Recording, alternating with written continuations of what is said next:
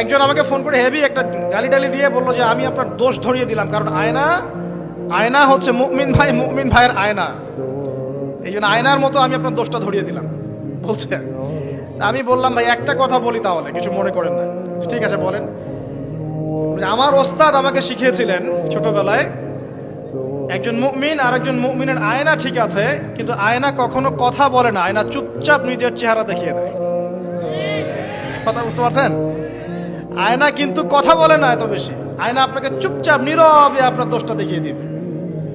আপনার এখানে কেটে গেছে, আয়নার সামনে দাঁড়ালেন, শেভ করার কাটার কথা বলছি না, আবার শেভ করতে যায় না, আবার গাল কেটে গেছে, আয়নার সামনে দাঁড়ালেন, আয়না কি বলবে এই তোমার গাল কাটা? আয়নায় কথা বলবে? আয়না নীরব থাকবে, কিন্তু আপনি ঠিকই বুঝে যাবেন আপনার কথা সমস্যা। এই হলো আয়না। মুমিন ভাই যে মুমিন ভাইয়ের আয়না, এর ব্যাখ্যা হচ্ছে এটা। যে অল্প বিদ্যা থাকলে এরকমই হয় মানুষের। তো দুটা কথা বলি। আল্লামা রুমি বলেছেন যে তুমি শব্দ দিয়ে যুদ্ধ করো। কি দিয়ে? শব্দ দিয়ে। বজ্রপাত দিয়ে যুদ্ধ করো না। বজ্রপাত মানে চিৎকার চেঁচামেচি করে না মানুষ, বজ্রপাত দিয়ে যুদ্ধ করো না, কারণ বজ্রপাত দিয়ে কখনো গোলাপ ফুল ফোটে না। তিনি বলছেন তোমরা গাছের মতো হয়ে যাও, পাতাগুলোকে ঝরে পড়তে দাও, চুপচাপ গাছের মতো দাঁড়িয়ে থাকতেন, এত লম্ফজম্ফ না, নিজের দোষগুলোকে আস্তে আস্তে আপনি ঝরিয়ে ফেলে দেন। তিনি বলছেন একটু উঁচু লেভেলের কথাগুলো আর কি। তিনি বলছেন যে ইসলামিক ফিলোসফার ছিলেন তিনি একজন। তিনি বলছেন যে তুমি অন্যকে আলো দিতে চাও, তাহলে তোমার নিজেকে আগে পুড়ে ছাই হতে হবে। কারণ কি? কারণ মোমবাতি যখন অন্য কাউকে আলো দেয়, তার আগে নিজে সে পুড়ে ক্ষয় হয়ে যায়। কত গভীর কথা না? আপনি মানুষের কল্যাণ করতে চান, আগে নিজেকে ত্যাগ স্বীকার করা শিখতে হবে, স্ট্রাইভ করা শিখতে হবে।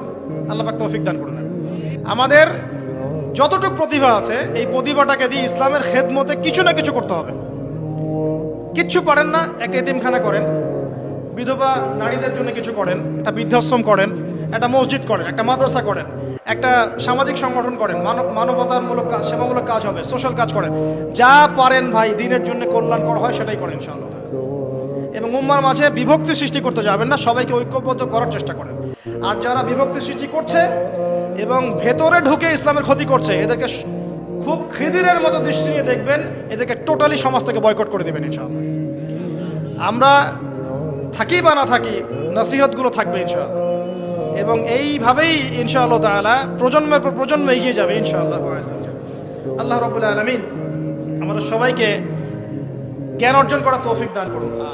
খিদিরের মতো আলাইহিস সালাম দূরদৃষ্টি সম্পন্ন মানুষ হওয়ার তৌফিক দান করুন। আল্লাহ পাক আমাদেরকে জগৎ সম্পর্কে সচেতন থাকার তৌফিক দান করুন। আল্লাহ পাক আমাদের সবাইকে আদর্শ পরিবার করে দিন। বেশি বেশি নেক আমল করার তৌফিক দান করুন। নবীর সুন্নত বাস্তবায়ন করার তৌফিক দান করুন। আমাদের ছেলে মেয়েদেরকে আল্লাহ পাক মুসলিমের মতো মুসলিম রূপে মানুষ করার তৌফিক দান করুন। আমাদের ভেতর বাইরের সমস্ত শত্রু থেকে আল্লাহ পাক উম্মাহকে পবিত্র করুন।